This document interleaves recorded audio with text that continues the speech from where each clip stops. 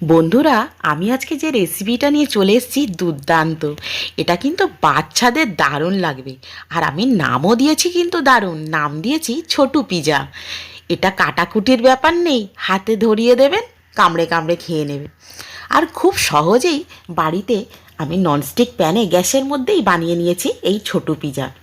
তো প্যানে একটা বাটারের টুকরো দিয়ে বাটারটাকে গলিয়ে নিলাম।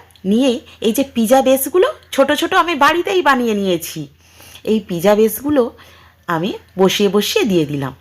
এবারে আর কি এর মধ্যে দিয়ে দিতে হবে টমেটো সস আর রেড চিলি সস।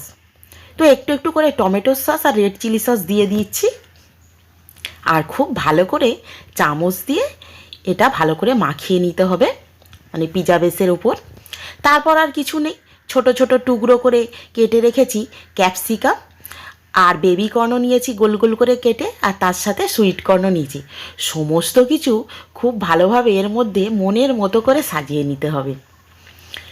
বেশ ভালোও লাগছিল সাজাতে, এত দারুণ লাগছিল। হ্যাঁ, অবশ্যই গ্যাসের ফ্লেমটা কিন্তু একদম লোতে করে রাখবেন। এবারে এর মধ্যে চিজটাকে গ্রেট করে দিয়ে দিতে হবে। বাড়িতে যেখানে বানাচ্ছি একটু বেশি করেই চিজ দিতে হবে। দোকানের হলে নয় তারা একটু কম দেয়, কিন্তু বাড়িতে তো একটু বেশ মনের মতো করে চিজটাকে বেশি বেশি করে দিয়ে দিচ্ছি।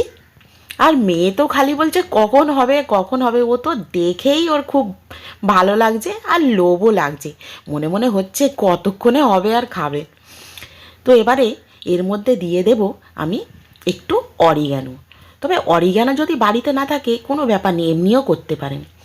তো আমার কাছে ছিল, দিয়ে দিলাম। এবারে একটু দিচ্ছি চিলি ফ্লেক্স। এই অরিগ্যানো আর চিলি ফ্লেক্স দিলে কিছুই না, শুধু দোকানের মতোই একটু স্বাদ লাগে। আর অলিভ নিয়ে নিয়েছি। অলিভটা কিন্তু পিজার মধ্যে দিলে একদম মনে হয় দোকান থেকে আনানো।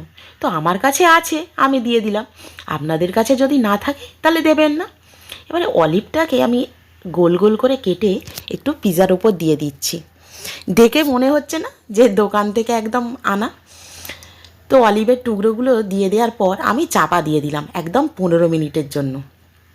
আর গ্যাসের ফ্লেম একদম জিরো করে রেখেছি। 15 মিনিটের মধ্যে একদম ধামাকা হয়ে গেছে। কী দারুণ যে দেখতে হয়েছিল, আর খেতে দুর্দান্ত হয়েছিল। তো এরকমভাবে আপনারাও কিন্তু বাড়িতে বানিয়ে নিতে পারবেন ছোটু পিজা।